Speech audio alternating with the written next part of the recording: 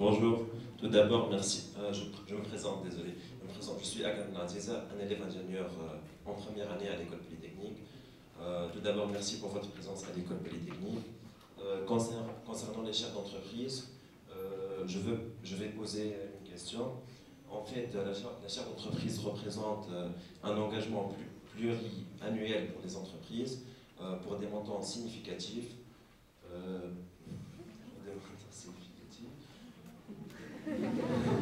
Vise à soutenir le développement, dans un domaine de recherche ou d'enseignement, dans un domaine qui intéresse bien sûr l'entreprise. Donc, quels sont les domaines que vous jugez, plus intéressants pour les entreprises pour un tel genre de coopération? Merci.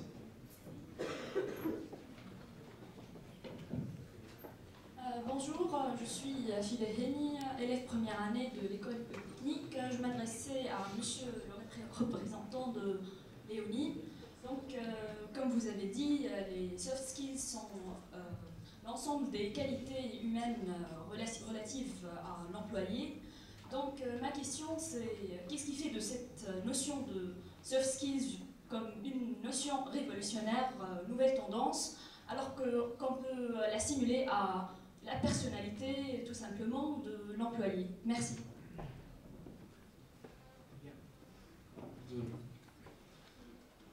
Bonjour, je m'appelle Mohamed Raoui, ingénieur en deuxième année à l'EPT. Donc, je tiens également à vous remercier pour avoir accepté de venir au 20e anniversaire de l'école polytechnique de Tunisie. Donc, ma question est, à votre avis, en tant que preneur de décision et dirigeant d'entreprise, quels sont les programmes d'ateliers et les thématiques que l'entreprise peut organiser et que vous semble le plus approprié et le plus ciblé pour développer et pour améliorer les compétences et la formation de l'élève ingénieur? Merci. On va s'arrêter là.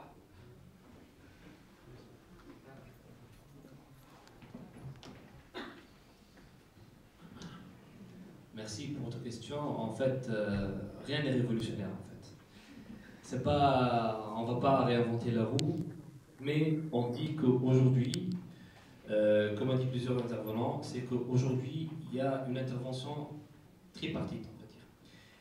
Dans tout ça, il y a l'université qui doit faire des efforts, donc en révolutionnant ou bien pas en révolutionnant, mais en changeant. C'est pas révolutionnaire, comme on dit, en changeant. Donc la méthode pédagogique et en insérant et en mettant le point sur les soft skills. Et ça, c'est la première partie. La deuxième partie, c'est de la responsabilité de l'entreprise aussi de mettre le point sur ces aspects-là en favorisant les formations, mais aussi, je me suis rappelé aussi d'un autre point qui est peut-être bien les cours co-construits entre l'université et l'entreprise. Donc il y a déjà, je donne à titre d'exemple, à l'ENISO de Sousse, il y a des masters co-construits entre l'entreprise et l'université. Co-construits, c'est-à-dire que nous, les industriels, on va dire en général, disent que voilà, j'ai besoin du génie électrique, du génie civil, mais aussi qui est couplé par la langue allemande, par le management, par la gestion du stress et par la communication interpersonnelle. Mais il y a aussi une troisième partie qui est liée à la personne. Mais vous avez dit ça comme une évidence, mais ce n'est pas évident. Un ingénieur, est-ce que vous pouvez me dire aujourd'hui, vous les ingénieurs, combien de livres vous lisez par an? Par an, Michel. Non, Michel. Par an. Des romans, Michel, des poèmes, est-ce que... Et encore, parce qu'aujourd'hui je suis content, moi je suis comme monsieur parce que je ne suis pas ingénieur, moi je suis de l'IHEC, mais aujourd'hui quand je vois une table de ping-pong, ça me fait plaisir. Franchement, quand je vois un piano dans une institution, je ne sais pas s'il y en a aujourd'hui ici ou pas, mais ça, voilà, donc ça aujourd'hui, et je félicite aussi franchement les organisateurs de ce forum-là, parce que Bon, personnellement, ils m'appellent 3 fois, 4 fois par jour. Déjà. Et non, c'est pas une reproche, mais au contraire, je les félicite. Pourquoi? Parce que c'est la persévérance. Ils savent bien qu'ils sont en train de traiter avec une entreprise. Parfois, ils vous appellent. Oui, ça me dérange, ok, donc je vous rappellerai. Donc ça, c'est un apprentissage.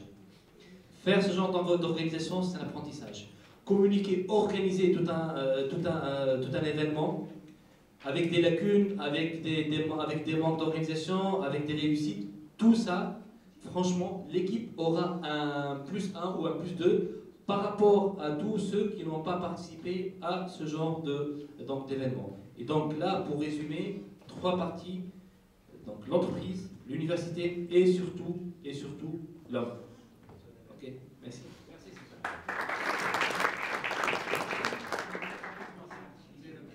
Il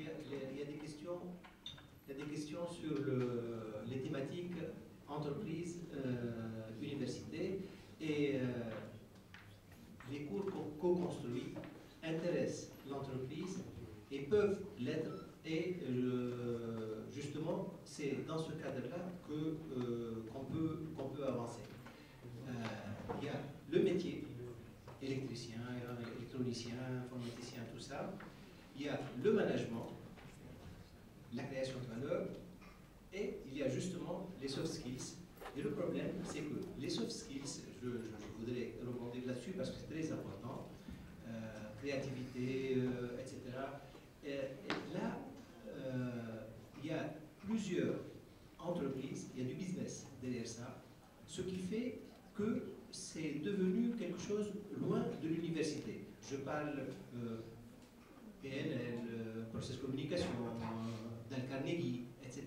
Ce sont des choses très intéressantes qui versent dans le même domaine et que on peut transférer gratuitement dans l'université à la condition que quelques professeurs de n'importe quelle discipline acceptent de redevenir élèves dans ces circuits-là pour en tirer une synthèse basée sur l'analyse transactionnelle, sur plein de choses, et amener ça dans leur cours déjà, au niveau des élèves, sans avoir besoin de faire autre chose. Et encore mieux, si on crée un cours noté de développement personnel.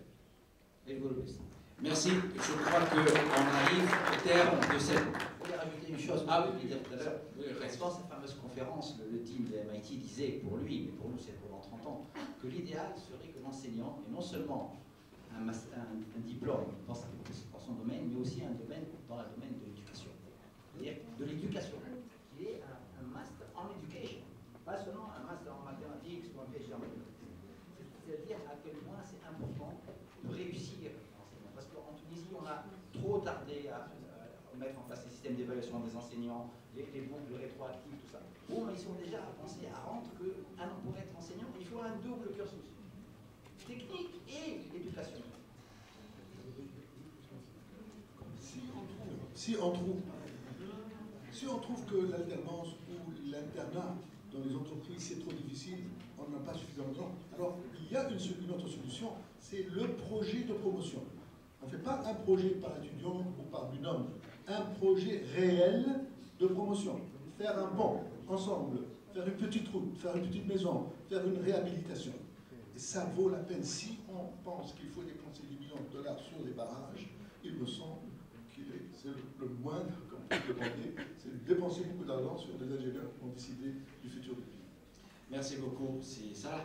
On arrive au terme de cette table ronde qui a été, je l'espère, comme je le pense moi-même, j'espère pour vous aussi, très intéressante, riche, avec des contributions utiles concernant les compétences à développer dans les systèmes de formation des ingénieurs, concernant les méthodes et les modalités pédagogiques les plus performantes à adopter, et concernant les meilleures connexions, je dis connexions, avec le monde professionnel et les entreprises pour un avantage mutuel des diplômés et de l'entreprise elle-même.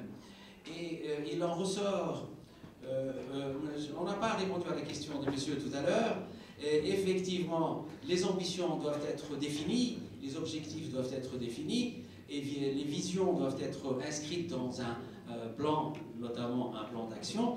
J'allais vous renvoyer à notre collègue Sissami Nebi, mais surtout à la séance de tout à l'heure, où notamment on va parler du bilan et des perspectives de l'école polytechnique de Tunisie, notamment avec un plan 2020. Mais il en ressort de toute cette discussion, moi j'ai pas parlé, j'ai passé la parole, j'ai fait le monsieur loyal, mais j'ai été très intéressé par ce que l'ensemble des intervenants ont dit. Il y avait un non-dit. Il ressort de cette discussion une impression positive. Mais moi je suis mécontent. Nous n'avons pas des dispositifs solides pour réaliser nos ambitions. Et ces dispositifs solides, ce sont des institutions suffisamment outillées et une gouvernance nous permettant de réaliser ce dont nous sommes capables, nous, les élèves ingénieurs, les professeurs, les entreprises. Nous ne sommes pas encore là. Je regarde le directeur général de l'enseignement supérieur, je regarde monsieur le directeur là, je regardais, mais il est parti, le président de l'université, et je regardais les autorités nouvelles, le ministre bien sûr ce matin, mais les autorités nouvelles qui étaient là, et qui... Ça ne peut pas durer. Le terme a été dit tout à l'heure par si Bajid Boussafara, qui suit nos relations, ça ne bouge pas. Ça ne bouge pas. Et pour réaliser nos ambitions, notamment ce que tu as dit, ce qu'a dit Mohamed Chao, ce qu'a dit Abdelaziz Haleb, surtout les partenaires, les chefs d'entreprise, nous ne pouvons pas le faire avec notre organisation de maintenant. Il y a une révolution à faire pour avoir des institutions solides, c'est-à-dire des moyens humains, capables, compétents, des équipements suffisants. Vous avez parlé de l'ingénieur qui ne veut pas revenir d'Allemagne parce qu'il n'y a pas de jauge, etc. Et bien sûr, des modes de gouvernance fondés sur la décision sur le lieu de production et non pas ailleurs. Je vous remercie tous et bon déjeuner.